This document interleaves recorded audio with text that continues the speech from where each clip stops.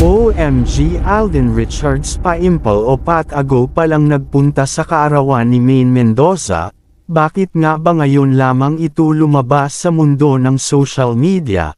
Ano nga ba ang sorpresang ibinigay ni Alden Richards para kay Mengay? Talaga nga bang nag-over na bakod pa ito para lamang maibigay kay Maine Mendoza ang kanyang handog na regalo? Ang lahat ng ito ay ating nang pag-usapan, ito lamang iyan sa Talks TV.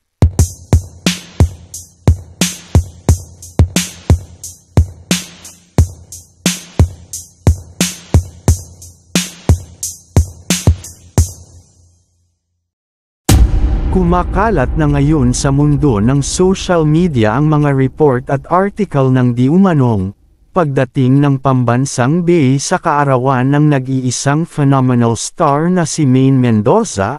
Matatandaan natin nagdiwang ng kaarawan si Maine Mendoza noong March 3. Dito nga ay pinagdiwang niya ang kanyang kaarawan sa Itbulaga, patunleren ang pagdidiwang nila ng kaarawan ng pamilya niya. Ngunit pagkatapos nga nito o ang off-cam na napagdiriwang ay mayroong kumakalat sa mundo ng social media. Noong kaarawan daw kasi hindi umano ni Maine Mendoza ay may isang espesyal na tao na nagsurpresa sa kanya. Hindi nga akalain ng mga dabarkads that rating itong taong ito para batiin ang phenomenal star.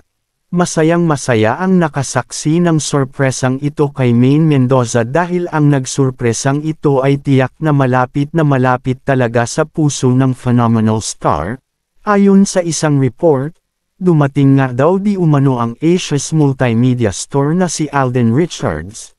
Dumating ito at hindi nga daw nagpakita sa ilan sa mga kasama ni Maine Mendoza at dito nga ay nasepresa si Maine Mendoza sa pagdating ng Asia's multimedia star.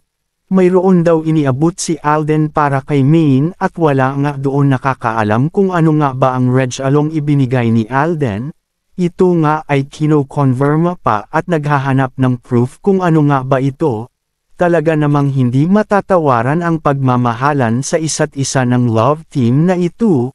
Hanggang sa ngayon nga ay patuloy na nagpapakilig at hindi iniiwan ang mga fans na nananatiling naniniwala para sa kanila. Ito nga ang kanilang ipinangako para sa mga alternation na kahit kailan ay hindi sila nito bibiguin. At kay Alden Richards naman, ang pagmamahal niya ay hindi matatawaran para kay Maine Mendoza, na kahit na may mga pinagdadaanan at may mga sariling itinatahak ngayon ay hindi nakakalimutan ang pagsasama na walang katapusan. Iyan lamang ang ating update for today. Kaya naman kung natapos mo itong video, please subscribe for more update.